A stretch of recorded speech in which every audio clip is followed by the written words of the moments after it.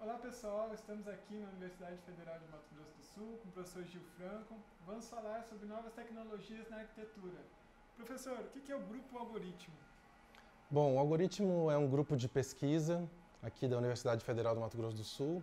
A gente fica sediado aqui no curso de Arquitetura e Urbanismo da UFMS. E é um grupo que busca pesquisar e tentar algumas aplicações relacionadas à mediação digital.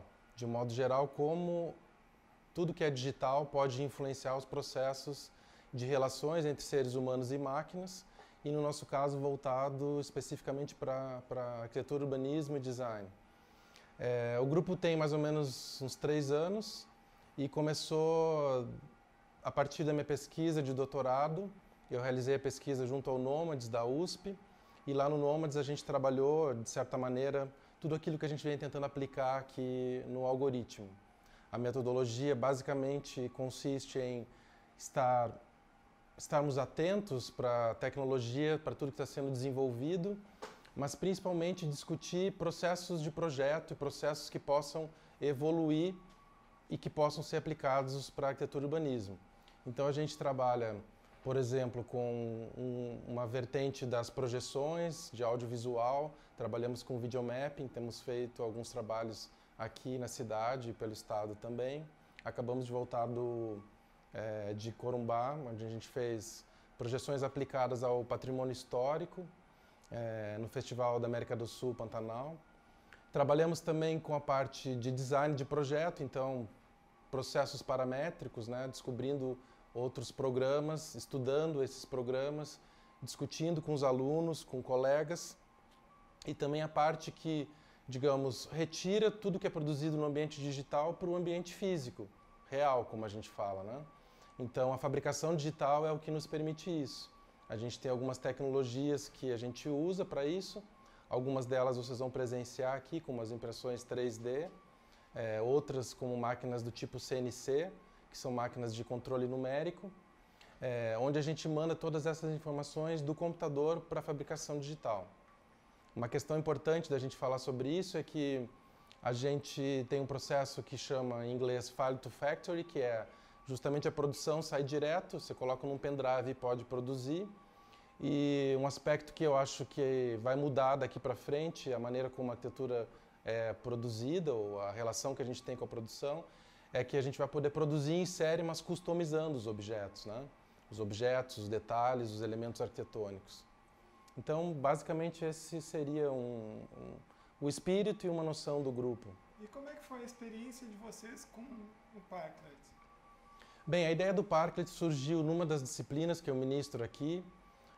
Na época, o Adriano, que é um outro colaborador nosso, Adriano Lima, estava junto na disciplina. A gente trabalhou com software paramétrico, o Rhinoceros e o Grasshopper. E depois a gente lançou um desafio projetual e a gente optou por trabalhar com o Parklet, né? Essa ideia já vem sendo feita no mundo inteiro, começou em São Francisco, nos Estados Unidos. Vários países do mundo já adotaram essa tendência de trocar vagas de automóvel por espaço para os pedestres, para as pessoas se apropriarem das calçadas e dos espaços. A gente fez na disciplina, então, esse desafio, lançou esse desafio, os alunos produziram vários objetos. Na época a gente não tinha ainda aqui a tecnologia disponível na cidade, a gente fez uma excursão, uma caravana, você participou dela, e fomos até São Carlos, na USP, usamos o laboratório do Nômades para produzir alguns desses protótipos.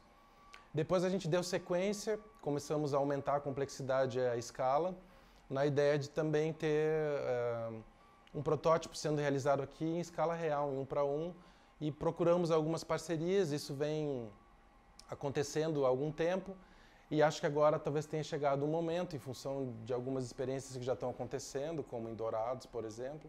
Acho que seria a hora de todo mundo discutir, na cidade se dar conta de que os automóveis não representam o nosso futuro em termos de mobilidade urbana, em termos de sustentabilidade ecológica, uma série de questões, e a gente deveria tentar valorizar os espaços para os pedestres. Então, basicamente, essa foi a nossa inserção, a nossa abordagem em relação a testar protótipos com fabricação digital, com design paramétrico. mas a gente quer efetivamente trabalhar, juntar equipes, pessoas que estejam interessadas em discutir essas questões e efetivamente começar a produzir parklets aqui em Campo Grande. E como é que essas tecnologias estão influenciando no projeto, na arquitetura, no dia a dia do arquiteto? Bem, eu penso o seguinte, primeiro é preciso deixar claro que existe uma imagem que não é muito interessante de se apostar, ou pelo menos de se incentivar, que uma tecnologia ou uma metodologia sempre vem para derrubar a anterior, como se a gente tivesse sempre que reinventar as coisas do zero. O que a gente tem agora são tecnologias que estão disponíveis para auxiliar os processos de projeto e de produção da arquitetura que já vem sendo feito de outros modos. A questão é que esses processos agora nos colocam numa espécie de encruzilhada em termos metodológicos de como a gente vai aproveitar tudo que a gente tem disponível, justamente para descobrir potenciais que antes os processos anteriores não davam conta. Então, por exemplo, a gente pode começar a perceber que a gente está deixando, por exemplo, de lado a importância da representação, de representar o mundo e a arquitetura, e passar para um processo que é mais voltado para a performance, para o desempenho.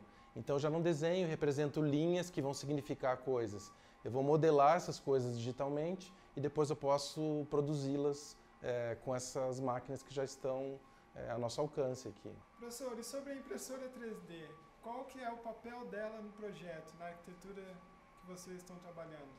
Bom, a impressora 3D ela é uma ferramenta importante atualmente, ela permite fazer protótipos. A ideia do protótipo é justamente evoluir o design para que ele possa atingir quase que a obra, aquilo que a gente deseja para a obra. Por enquanto, a gente tem impressoras disponíveis aqui no Brasil que são pequenas, então a gente faz pequenos protótipos em escala menor, mas já existem em vários lugares impressoras fazendo casas em escala real, por exemplo, né?